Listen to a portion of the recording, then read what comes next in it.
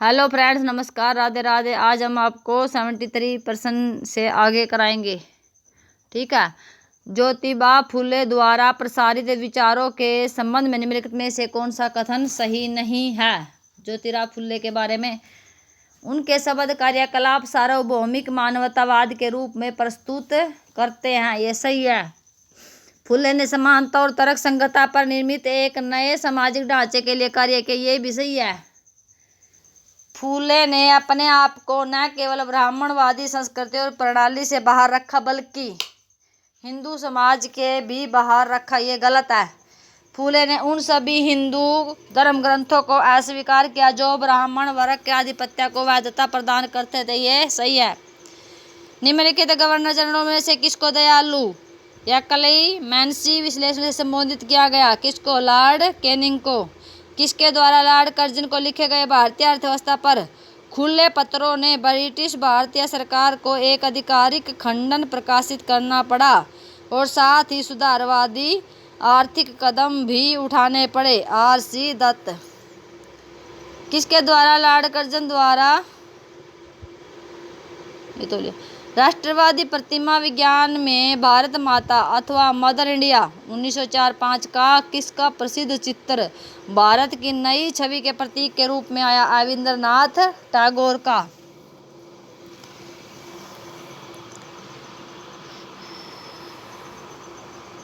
अब कथन और कारण का प्रश्न आ गया। महात्मा गांधी ने लिखा कि स्वदेशी भी अन्य किसी बात की तरह मृत्यु का आलिंगन बन सकती है यदि इसे अंधश्रद्धा की तरह अपनाया जाए।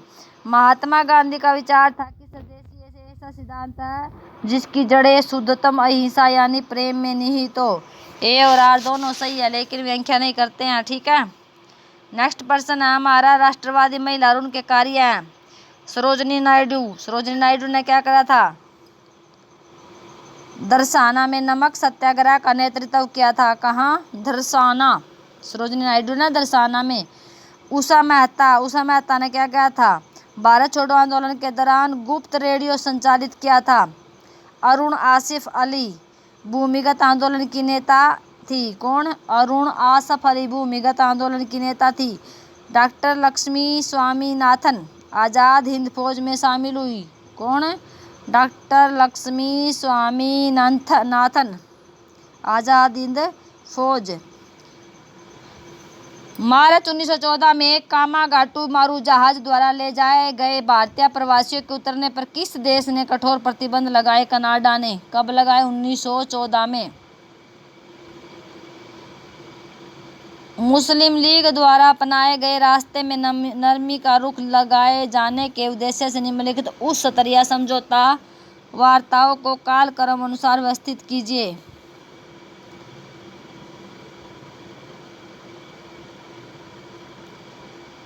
राजाजी राजगोपालाचार्य फॉर्मूला लगा। उसके बाद गांधी जिन्ना वार्ता हुई। उसके बाद बुल्लाभाई देसाई लियाकत अली समझौता हुआ। फिर शिमला कॉन्फ्रेंस हुआ। सबसे बाद में शिमला कॉन्फ्रेंस हुआ। ब्रिटिश शासन से स्वतंत्रता प्राप्त करने के पश्चात जवाहरलाल नेहरू को याद दिलाते हुए स्वतंत्रता भारत को मिली है न कि कांग्रेस को, यह आग्रह किया कि कैबिनेट निर्माण में दलीय संबंध को ध्यान में रखे बिना योग्यतम व्यक्तियों को सम्मिलित किया जाना चाहिए। किसने कहा? महात्मा गांधी ने। द्वितीय पंचवर्षीय योजना जिसका लक्ष्य राज्य की प्रमुख भूमिका के अंतर्गत त्वरित आर्थिक विकास था, इस नाम से भी जाना जाता था पीसी महालनोबिस योजना। द्वितीय पंचवर्षीय योजना को किस नाम से जाना जाता था? पीसी महालनोबिस योजना। नीचे दो वक्तव्य दिए गए, कथन और कारण। कथन क्या हमारा? आखिर में प्रबोधन यूरोपीय जगत को आधुनिक युग में ले आया। कारण हमारा 17वीं शताब्दी का वैज्ञानिक क्रांति ने यह बुनियादी बौद्धिक वातावरण तैयार कर दिया कि जिसमें प्रबोधन का जन्म हुआ। दोनों सही है, दोनों एक दूसरे की व्याख्या करते हैं।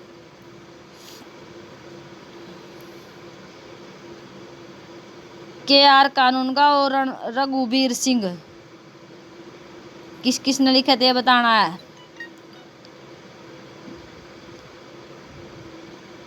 KR कानूनगो ने कौन सी पुस्तक लिखी थी? History of the Jat. रघुवीर सिंह ने कौन सी पुस्तक लिखी थी? History of Maratha. JD Cunningham ने history of Sikh. James Grant ने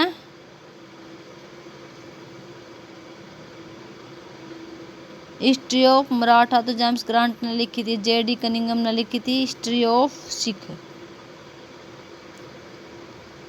निम्नलिखित वक्तव्यों में से कौन से सही नहीं है? देखो, कानूनगो ने लिखी थी जाट, रघुवीर सिंह ने लिखी थी मालवा, और जी कनिंगम ने लिखी थी सिख, और ग्रांट डफ ने लिखी थी मराठा। प्रबोधन शब्द 18वीं शताब्दी के उस विशाल बौद्धिक एवं सांस्कृतिक आंदोलन को व्यक्त करता है जो अस्तित्व की बुनियादी समस्याओं को हल करने की मानव बुद्धि की क्षमता में गहरा विश्वास रखता था। सही है। प्रबोधकालीन बुद्धिजीवियों ने यूरोप की उस दौर की हर परंपरा को आलोचना और अन्वेषण की नज़र से देखा। सही है। प्रबोधन काल तर्क, प्रगति, मानवतावादी मूल्यों में विश्वास की धारणा से भरा हुआ था। ये भी सही है। गलत क्या है? प्रबोधन कालीन लेखकों का उद्देश्य पुराने ढांचे की बुनियादी पर नया समाज समस्या और ज्ञान का निर्माण करना था। ये गलत है। भारतीय राष्ट्रीय कांग्रेस के किस अधिवेशन में कांग्रेस अध्यक्ष मोतीलाल नेहरू और मुस्लिम लीग अध्यक्ष हकीम अजमल खान ने संयुक्त रूप से जुलूस का नेतृत्व किया? अमृतसर अधिवेशन 1919 में।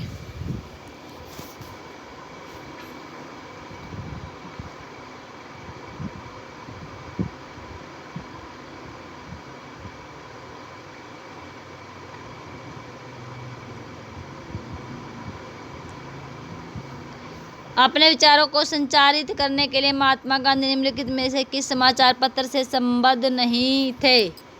किससे? द लीडर से।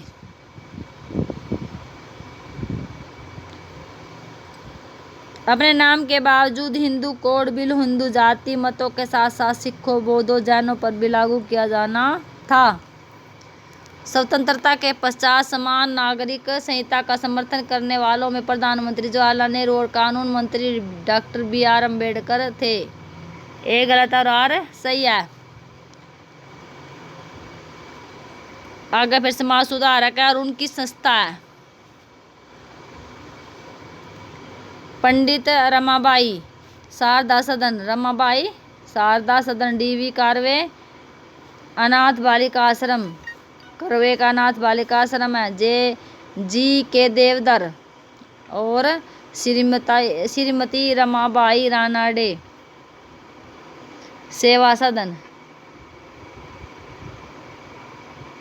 Veeresalingam Putul Rajamahendri social reform association. पुनर्जागरण काल के मानवतावादियों का मानना था कि क्लासिक पूरा सामग्री में साहित्यिक, बौद्धिक, कलात्मक, नैतिक श्रेष्ठता का भंडार है। पुनर्जागरण के समय धर्म ग्रंथों के देशी भाषाओं में अनुवाद से तेज समाज में धर्म प्रेक्षण की तेजी से वृद्धि आई।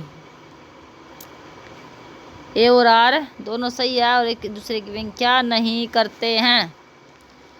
राष्ट्रवादी गायक पंडित विष्णु दिगंबर पुलस्कर ने 1901 में अपना पहला गंधर्व महाविद्यालय कहाँ स्थापित किया? लाहौर में।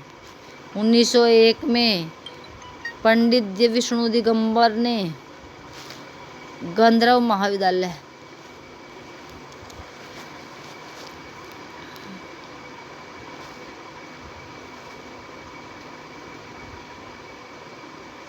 उत्तराधुनिकतावाद के बारे में निम्नलिखित में से कौन से कथन सही नहीं है?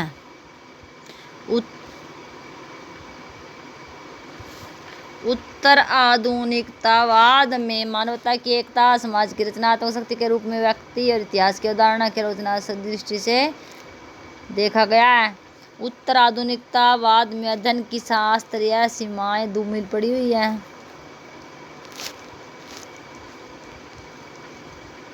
मानवीय अध्ययन के केंद्र में नारीवाद, विज्ञान, नगरीय सांस्कृतिक अध्ययन को कैसे बताते हैं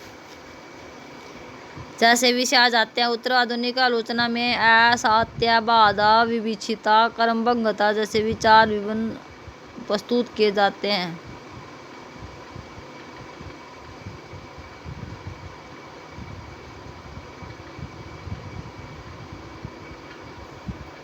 19वीं सदी के 60 के दशक के प्रारंभिक वर्षों में किस प्रांत ने निजी कंपनियों को निवेश पर निश्चित लाभ उपलब्ध कराने के आधार पर सिंचाई नहरों को बनाने का कदम उठाया? मद्रास ने। भारत में उपाश्रय अध्ययन परियोजना का सदस्य निम्नलिखित में से कौन नहीं है? रामचंद्र गुहा। कौन कौन है? गायत्री चक्रवर्ती, दीपेश चक्रवर्ती, शाहिद अमीन।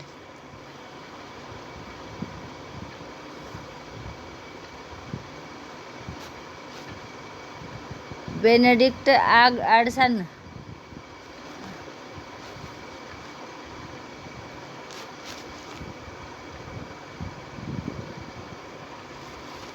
Benedict Anderson.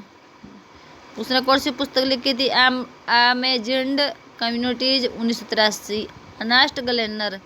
इसने लिखी नेशनलिज्म 1983।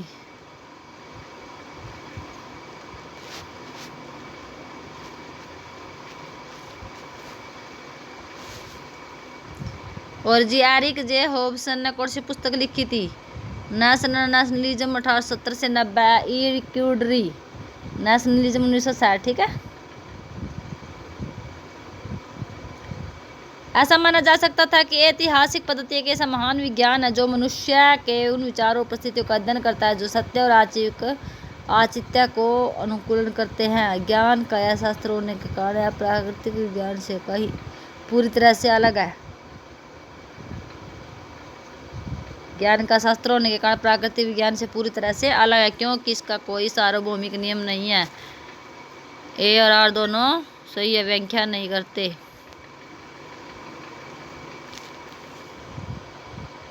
नीचे दिए गए शब्द किस इतिहासकार है? किसी भी देश के इतिहास में कालों का बंटवारा नहीं परिभाषित करना समस्यापूर्ण मुद्दा है। भारत के विषय में विशेषकर ऐसा ही है क्योंकि इतिहासकार जिन्होंने आरंभ में से भी ब्रिटिश थे उन्होंने अपने यूरोपीय बहुत से प्राचीन मध्य आधुनिक काल के विभाजन का प्रतिमान लिया जो यहाँ के कतई सटीक नहीं था। इसके बाद उन्होंने हिंदू मुस्लिम ब्रिटिश युग के नाम से विभाजन तैयार किया और मुद्दे को और भी जटिल बना दिया। सपन राय चौधरी। लियोपोल्ड वॉन रांके के इतिहास लेखन के बारे में कौन सा वक्तव्य सही नहीं है? रांके का मानना है कि यदि दस्तावेज उपलब्ध नहीं है तो इतिहास लेखन में ऐतिहासिक कल्पना का सहारा नहीं लिया जा सकता।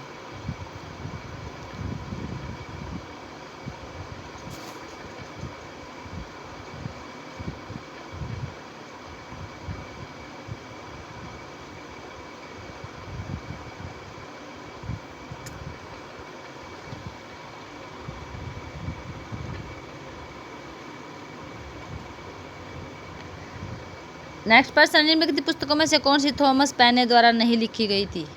कॉमन सेंस लिखी गई, राइट ऑफ मैन लिखी गई, द एज ऑफ रीजन लिखी गई, reflection on the revolution in France.